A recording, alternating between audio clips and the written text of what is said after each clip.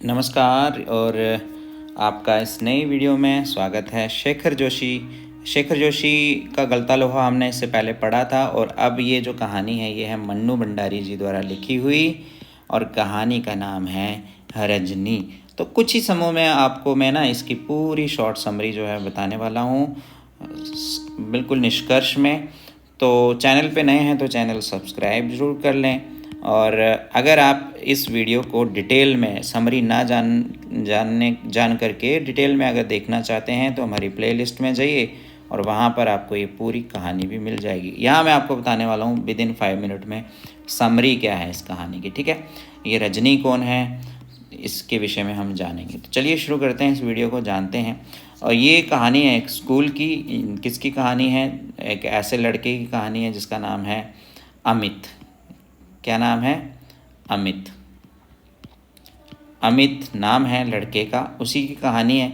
और अमित के लिए आपको मैं बता दूं कि अमित की माँ का नाम है लीलाबेन। लीलाबेन अमित की माँ का नाम है। और लीलाबेन की एक सहेली है जिसका नाम है रजनी, और रजनी जिसके पति का नाम है रवि। ये मुख्य करैक्टर हैं इसमें। होता क्या है कि अमित जो है वो आज सेशन एंडिंग एग्ज़ाम है, सेशन एंडिंग एग्ज़ाम जिसको SEE कहते हैं ना, सेशन एंडिंग एग्ज़ाम है, और उसमें गया है रिज़ल्ट लेने के लिए। रिज़ल्ट लेने के लिए गया है और उसके मैथ्स में मार्क्स आते हैं 72 मार्क्स आ जाते हैं अमित के।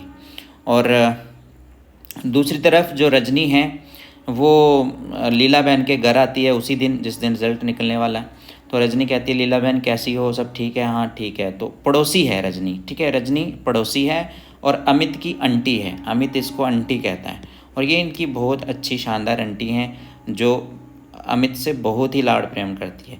तो लीलाबेन रजनी को बताती है कि आज अमित का रिज़ल्ट निकलने वाला, तुम अच्छे समय पे आई हो। तो रजनी कहती है अच्छा फिर तो आज पार्टी होगी, आज तो हमारा अमित अच्छे मार्क्स लेकर के आएगा, स्कूल में टॉप करेगा। तो लीलाबेन कहती है हाँ आज तो टॉप करेगा, मुझे पूरा विश्वास है। तो तभी क्या होता है कि अमित आ जाता है और अमित जब उस क्लास में घुसता है, सॉरी का अंदर आता है और अपना बैग जो है फेंकता है एक तरफ और मम्मा को अपनी मार्कशीट दिखाता है। माँ उसकी जो लीलाबेन है वो मार्कशीट देखती है, अरे मैथ्स में कम मार्क्स, ऐसा क्यों हुआ? पेपर तो तुम्हारा ठीक ही हुआ था। अमित कहता है हाँ पेपर ठीक हुआ था, लेकिन ये सब आप ही की वजह से हुआ। आप ही ने कहा था ना कि मैथ्स की ट्यूशन मत लेना, उसी की वजह से हुआ। तो अब वो जो से चिल्लाता अपनी माँ पे, तो रजनी कहती है अरे ऐसा कैसे, मैथ्स की ट्यूशन नहीं लेने पे तुम्हारे मार्क्स कैसे काम आएंगे? तो तब अमित कहता है कि सर ने ही कहा था कि तुम PT1 में तो अच्छे मार्क्स ले रहे हो, लेकिन सेशन एंडिंग में अगर तुमने अच्छे मार्क्स लेने हैं तो मैथ की ट्यूशन लेनी पड़ेगी, क्योंकि बाकी सब बच्चे भी तो लेते हैं। तो मैंने मैथ्स की ट्यूशन नहीं ली थी। रजनी कहती है ऐसी बात है? तो लीलाबेन चलिए कल हम पूछते हैं खुद जाके टीचर से।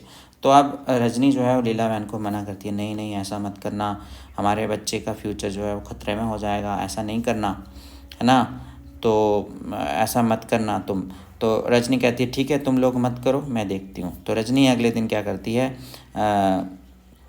चली जाती है प्रिंसिपल के ऑफिस में, उस स्कूल में जाती है। वहाँ के कर्मचारी उसको पहले अंदर नहीं जाने देते हैं, जैसे तैसे वो अंदर जाती है तो प्रिंसिपल सर से बात करती है कि ऐसा कैसे हो सकता है, आपके नाक के नीचे आपके टीचर जो है ट्यूशन पढ़ा रहे हैं, जो ट्यूशन नहीं पढ़ता उसको मार्क्स कम दे रहे हैं। तो मैं क्या है, मैं अमित के मार्क्स देखना चाहती हूँ, उसने जो आंसर शीट पे लिखा उसको देखना चाहती हूँ कि कैसे उन्होंने 72 मार्क्स दे दिए, ऐसा नहीं हो सकता। तो अब प्रिंसिपल उसे मना करते हैं, नहीं मैं नहीं दिखा सकता, ऐसे सभी लोग आएंगे तो यहाँ भीड़ हो जाएगी, हमारा रूल है, हम रूल्स के अगेंस्ट नहीं जाएंगे, आप देखो, जाओ जो आपने करना कर लो। तो वो क्या करती है कि जो डायरेक्टर हैं एजुकेशन डिपार्टमेंट के, उनके पास चली जाती है कि चलिए उनसे बात करते हैं। तो वो डायरेक्टर के पास जाती है, निर्देशक के पास जाती है। अब निर्देशक के पास पहुंचने में भी जो उनके चपरासी हैं वो उनको रोक करके रखते हैं। तो जैसे तैसे वो निर्देशक के पास चली जाती है और निर्देशक से बात करती है जा कर के कि ऐसा कैसे हो सकता है, एक बच्चा ट्यूशन नहीं लेता टीचर से तो क्या उसके मार्क्स कम कर दिए जाएंगे, उसके मार्क्स कम कर दिए जाएंगे, ऐसे कैसे? और जब हम आंसर शीट देखने जाएँ तो हमें आंसर शीट नहीं दिखाई जाती। तो आप ट्यूशन वाले रैकेट को बंद क्यों नहीं करते हो? क्या प्राइवेट स्कूल्स अपनी मर्ज़ी से जितना चाहें उतना ही पैसा पेरेंट्स से ले लें? ऐसा नहीं होने दूंगी। तो अब निर्देशक कहते हैं जो आपने करना कर लीजिए, हमारी तरफ से सब ओके है। तो अब क्या करती है रजनी, प्रोटेस्ट करती है उसके लिए, सभी लोगों को इकट्ठा करती है, सभी लोगों को जानकारी देती है और सब लोग उसके फेवर में आते हैं। और इस तरह से फेवर में आने के बाद एक बहुत बड़ा एक संग्राम, एक क्रांति आ जाती है। ऐसी क्रांति में उनसे पत्रकार की वार्ता होती है, पत्रकार लोग उनसे मुलाकात करते हैं और मिल कर के सब उस आंदोलन को, उस क्रांति को आगे बढ़ाते हैं और अंत में रजनी की जीत हो जाती है। रजनी की जीत होने के बाद ट्यूशन जैसे कारनामों पर प्रतिबंध लग जाता है और इस तरह से इस नाटक का अंत हो जाता है। अंत में रवि जो हैं वो अपनी पत्नी रजनी को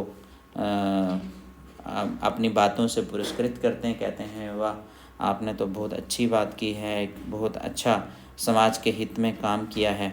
भले ही हमारा कोई बच्चा ना हो, लेकिन रजनी को ऐसा कहते हुए रवि जो हैं वो बहुत बहुत धन्यवाद देते हैं।